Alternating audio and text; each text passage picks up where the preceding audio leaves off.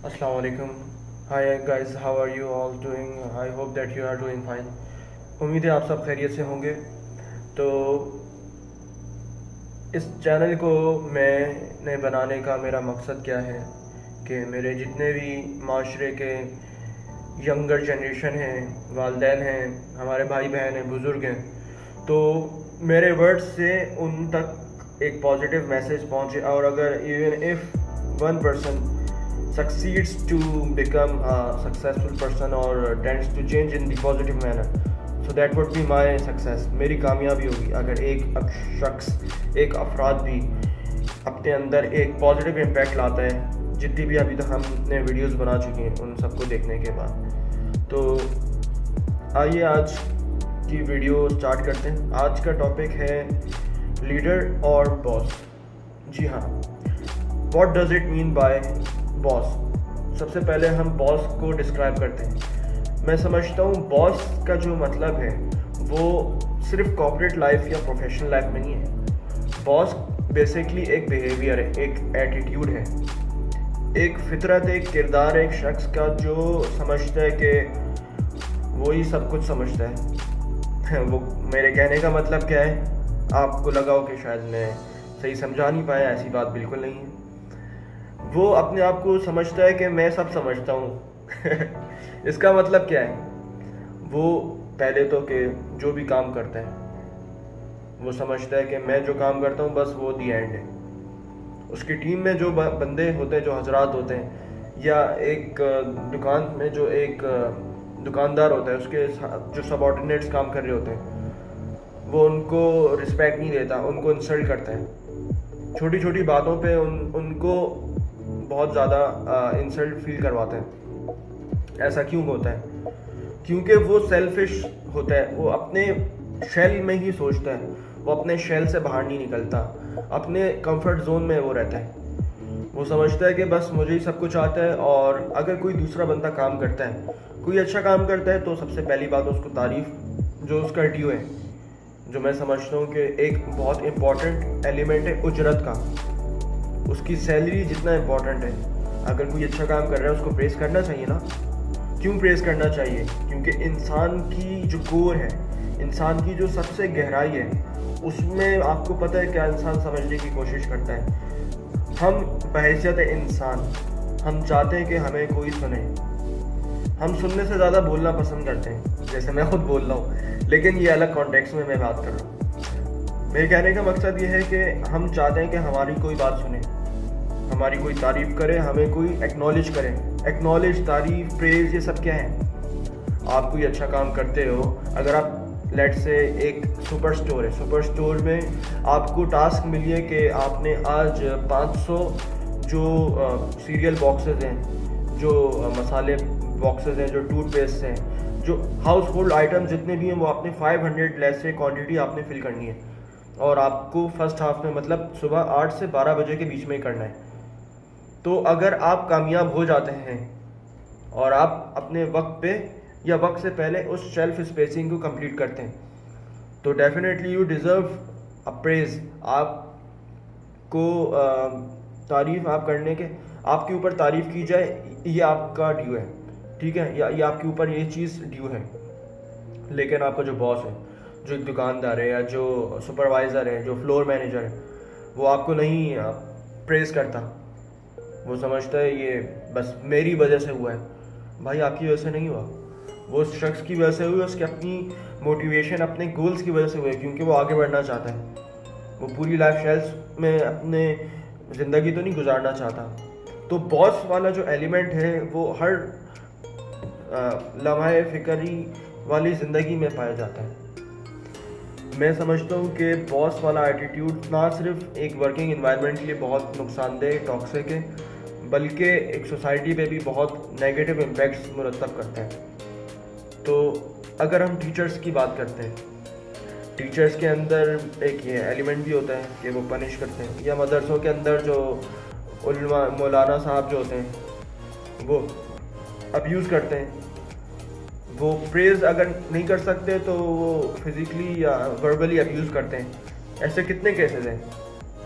मैं सिर्फ अपने लिबरल सोसाइटी को नहीं इंगेज कर रहा, यहाँ पे रिलीजियस सोसाइटी से भी मेरा सवाल है कि अगर कोई अच्छा काम करता है तो उसको हमें प्रेज़ करना, ये इस्लाम में कहीं बताया नहीं है। हमारे बुजुर्गों की क्या आदत नहीं थी? इस्लाम क्या मोहब्बत से फैला था या तलवार से फैला था? लीडरशिप वाले एटीट्यूड से फैला था या बॉस वाले एटीट्यूड से फैला था? तो ये चीज़ बहुत इंपॉर्टेंट है, बहुत सीरियस है, हमें समझने की कोशिश करनी है, क्योंकि ये सब हम जो कुछ कर रहे होते हैं ये हमारे जो यंगर जनरेशन है उन पर डायरेक्टली इसका इम्पैक्ट सारे होते हैं। तो ये बॉस की जो मैंने बात की, इसमें तो आई डोंट थिंक कि कोई ऐसी गुड चीज़ नज़र आती हो। आप कमेंट सेक्शन में ज़रूर बताइए मुझे कि अगर आपको बॉस की कोई अच्छी चीज़ पसंद आती है, उनकी कोई कैरेक्टरिस्टिक में कोई एक एलिमेंट आपको पसंद आता हो। फिर अगर लीडरशिप की बात हम करते हैं तो लीडरशिप का प्राइम मोटिव क्या है, बेसिक मकसद क्या है उसका? लीडरशिप का मतलब है कि अगर मैं किसी से कोई काम करवाना चाहता हूँ तो पहले मैं खुद एक एग्जाम्पल बन के उसको फॉलो करूँगा। मैं दिखाऊंगा कि ये स्टैंडर्ड ऑपरेटिंग प्रोसीजर हैं, ये SOPs हैं, ठीक है ना, जो कॉर्पोरेट में अगर KPIs कहते हैं, की परफॉर्मेंस इंडिकेटर, मतलब ये बेंचमार्क है, ये माइलस्टोन है, ये सिरातुल मुस्तकीम है, ये सीधा रास्ता है जिस पे मैं चल रहा हूँ। मैंने चल के एक मिसाल क्रिएट कर दी जिसको आप लेटर ऑन अगर कोई कंपनी का फाउंडिंग फादर है या को फाउंडर है तो उनका विजन दिख के आप उसको फॉलो करते हैं, उनके नक्शे कदम पे आप चलने की कोशिश करते हैं, जिसमें जैसे हम कहते हैं कि फॉलोइंग देयर फुट स्टेप्स। तो लीडर का जो हर एटीट्यूड है उसमें पॉजिटिविटी ही भरी हुई है। एक लीडर अपनी मिसाल से एक जनरेशन को मोटिवेट करता है। एक लीडर कहता है लेट्स गो, आओ चलें, जबकि बॉस कहता है चलो गो, जाओ, दफ़ा हो जाओ। लीडर कहता है आओ सब मिल के चलते हैं, अगर कोई मुश्किल है तो आओ साथ मिलके उस रस्सी से पकड़ के उस मुश्किल को साथ निकालते हैं। बॉस उल्टा उस मुश्किल के ऊपर बैठता है और कहता है चल चल चल चल मेरा भाई, चल मेरा भाई। तो बहुत सारे एलिमेंट्स हैं जिसमें लीडरशिप को मैं ज़्यादा प्रेफर करता हूँ। फिर लीडरशिप के अगर अंदर और घुसे हम डाइव करें तो लीडरशिप में बहुत डिबेट होती है, जिसमें से एक डिबेट पे अगर मैं बात करूँ कि लीडर्स आर बॉर्न और लीडर्स आर मेड, लीडर्स पैदा होते या लीडर्स बनाए जाते हैं। Well it is depending on case. जैसे अगर मैं मिसाल दूँ कि ली कुआन यू सिंगापुर का फाउंडिंग फादर, मतलब the literally the man that founded Singapore, जिन्होंने 1959 के अंदर अपने आप को मजबूरन रोते हुए इंडिपेंडेंट समझा। मतलब दुनिया की वाहिद वो नेशन है जिनको इंडिपेंडेंस मिली और वो रो रहे थे क्योंकि मलेशिया ने बस उनको इंडिपेंडेंट करना था। इसकी हिस्ट्री में इंशाल्लाह किसी और दिन हम डिस्कस करेंगे सिंगापुर की। लेकिन that is the made leader, he is not a born leader. Lee Kuan Yew की स्टडीज़ अगर आप देखें, उन्होंने अपनी इनिशियल स्टडीज़ UK से की, ऑक्सफोर्ड से उन्होंने लॉ किया।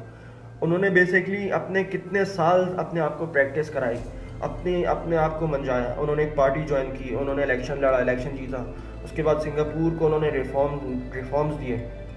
फ्री ट्रेड जोन, जिसके लिए सिंगापुर हमेशा से प्री कॉलोनियल एरा से इतना मशहूर था, उस वक्त से वो एक ट्रेड जोन, एक ज़बरदस्त एक्सपोर्ट जोन या फ्री ट्रेड जोन आप उसको कह सकते हैं कि क्योंकि स्ट्रेटजिकली लोकेटेड है वो सिंगापुर जो है।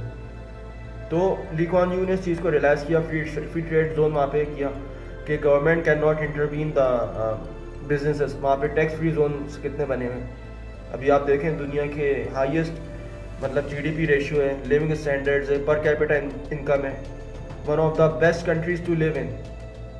हेल्थ रेशियो वहाँ पे देखें, मतलब हर चीज़ आप चेक करें, मलेशिया से ज़्यादा अभी वो तरक्की पजीर ममालिक में शुमार होता है। तो बात मैंने कहाँ की थी कि लीडर्स आर बॉर्न और made. I personally believe leaders can be made.